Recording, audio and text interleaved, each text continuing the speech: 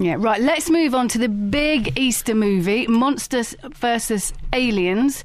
I took my two little boys, the 3D version, Yes. after having watched Bolt, the 3D version. They loved it a lot more than Bolt, and they compared it to nearly as good as The Incredibles, but only nearly. Okay, and an interesting thing with The Incredibles, I thought there were hints in Monsters vs. Aliens, we'll have a clip in just a moment, of Brad Bird's best movie, which is The Iron Giant, which he made before The Incredibles, which I still think... Have you seen it? I've seen The Incredibles, haven't seen The Iron Giant is the one, so you get it on DVD. I still think it's Brad Bird's best work. The story here is that there's a young woman, voiced by Reese Witherspoon. On the day of her wedding, she is exposed to quantonium, which turns her into basically a 50-foot woman. Because she is then taken off to a government compound where they have been keeping all monsters since World War II. Not all brides. No.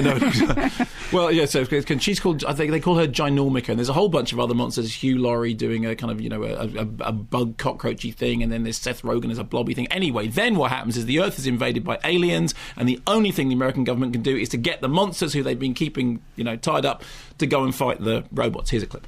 3 weeks ago, if you had asked me to defeat a giant alien robot, I would have said no can do. But I did it. Me. I'm still buzzing. I mean, did you see how strong I was? There probably isn't a jar in this world I can't open. You were positively heroic, my dear. I especially loved how you saved all those people on the bridge. It was a nice touch. Wasn't she amazing, Link? Yeah, she was great. Really cool. Loved it. Oh, poor Link. After all that tough talk, you were out-monstered by a girl. No wonder you're depressed. Hey, I'm not depressed. I'm tired. Why are you tired? You didn't do anything. Well, I haven't been sleeping well, all right? I got sleep apnea. Whatever, it's not fun. So Link's a little rusty. I mean, sleep deprived. You'll be back to your old self in no time. And so will I. What happened to there isn't a jar in the world I can't open stuff? Wait, did you find a jar you can open? What was in it? Was there pickles in it? Where's the giant jar of pickles? What my associate is trying to say is that we all think the new Susan is the cat's meow. I'm sorry. Oh, thanks, you guys. That is so sweet. Hugh Laurie doing...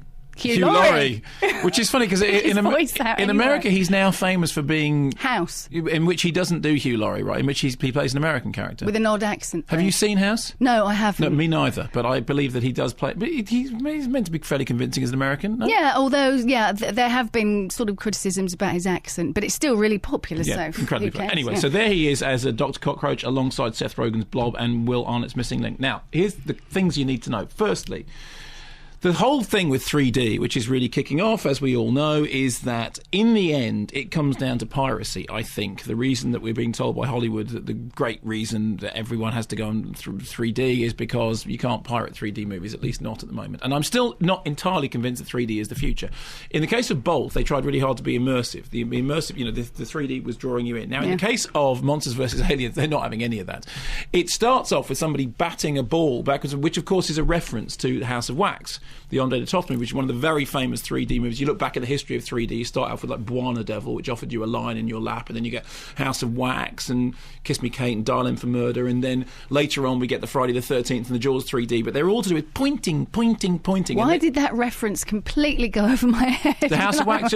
Yeah. Well, because in a way, one of the things that the movie is doing is it is cine-literate. It is referring back to things like Iron Giant. It is referring back to things like House of Wax, and it's not doing it in the honkingly awful way that some movies, like if you look at Shark Tale, for example. Which I was in. Did you know You're that? in Shark Tale? I was in Shark Tale. I was about to slag it off. Go ahead. Well, no, wow. What were you? I was Katie Curran. I can't even remember her character. I was this hysterical little media fish that went round shouting at everyone to, who's the Will Smith's fish? I can't remember now. Yeah, it was called Will Smith's fish, I think. And I was swimming around with a microphone hysterically shouting at Will Smith all the time. I went into a booth and had to act, which was very, very hard. Were you good? No. Okay. But it still stayed on there. Yeah, anyway. The film's rubbish. But, but the problem with the film is that it's on the one hand, it's a kids' movie, but it's got all this stuff about Goodfellas and everything, which is, so it's like, oh, here's the kids, here's the adults, here's the kids, now the perfect thing is a movie like Toy Story, in which the same jokes Absolutely, work yeah. for the kids and the Yeah. adults, because they're not nodding now. In the case of this, there are nods and winks to the film nerds like me going, House of Wax. And in fact, you're quite right to say, well, how would I have known that? Well, actually, of course, that's a gag for the nerds. So that's me. And I feel... The knowledgeable, I would have said. No, the nerds is the Okay, right way of saying okay. it. And in the case, there's a lot more pointing, there's a lot more exploding. Basically, it works on the level of slapstick. Things explode, things blow up, bridges get... And then, as is the case with all these sort of CG movies, the computer graphics are done very well. On a script level, it's not a masterpiece. It's not up there with Toy Story. It's not up there with Monsters, Inc., which I think is a real... I mean, I love Monsters, Inc., and I've seen it a lot of times. I liked it better than Monsters, Inc. Did you? Enough. Okay. Yeah, but I'm not quite sure I did why, like it.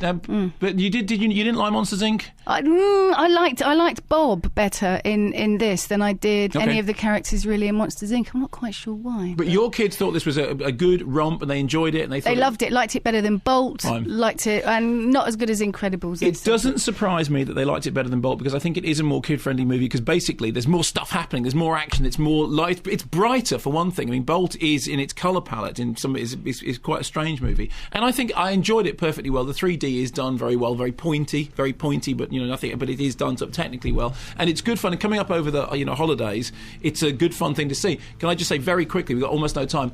Race to Witch Mountain, which is a remake of a movie called Escape to Witch Mountain, which I saw when I was a kid. Yep. Race to Witch Mountain is actually pretty decent, and don't let the success of Monsters... And that's out for the Easter holidays It is out for the too. Easter holidays, and I thought it was really good fun.